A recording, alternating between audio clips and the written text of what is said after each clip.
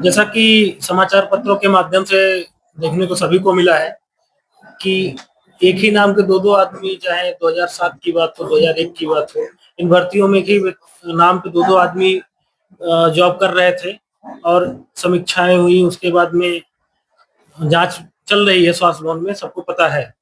ठीक उसी प्रकार से उसके बाद भी और लैब टेक्नीशियन की भर्तियां हुई हैं।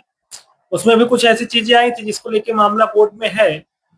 और कोविड की वजह से उनको कोर्ट द्वारा एक सहूलियत दी गई थी कि वैकेंसी को क्लियर करते हुए ज्वाइनिंग दे दी जाए, लेकिन वो नियुक्तियां कोर्ट के अधीन है। जिसमें 2016 में जो विज्ञापन आया था उसमें कुछ विज्ञापन में त्रुटियां हुई थी आयोग के द्वारा। जो जो अधिकृत बच्चे नहीं थे, जो नॉन फैकल्टी थे, स्टेट मेडिकल फैकल्टी में पंजीकृत नहीं थे, उनको उनका भी फॉर्म स्वीकृत कर लिया गया था। और स्वीकृत करने के बाद जो लिखित परीक्षा का परिणाम है उसमें उनको पास कर दिया गया था, जिसको लेके जो अधिकृत अभ्यर्थी हैं, जो स्टेट मेडिकल फैकल्टी से पंजीकृत थे, उनके द्वारा कोर्ट में अपील किया गया और कोर्ट ने स्पष्ट निर्देश दिया इन लोगों को बाहर किया जाए। चूंकि इन सब प्रक्रियाओं में समय लंबा बीता, 2016 की वैकेंसी थी और उसमें दो साल का समय लगा।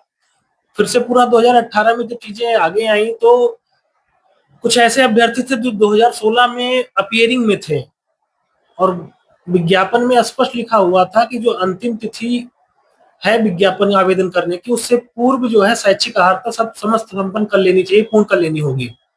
ऐसे में आयोग की तरफ से गलती है, वो कोर्ट में हलफनामा भी लगाया हुआ, स्वीकार कर रहा है कि हमारे द्वारा ये गलतियां हुई थी और उस पर हमने उनके अपेयरिंग वालों के करीब 250 से 350 लोगों को, ऐसे लोग हैं जो नई नियुक्तियों में पास हुए हैं दोबारा से।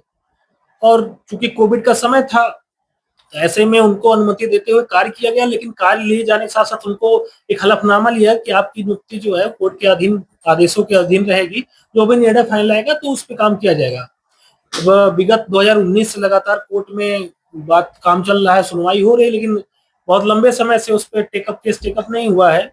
तो अभी माननीय न्यायालय के अधीन ये प्रकरण है। 2016 की भर्ती को 921 भर्तियां उस समय निकली थी।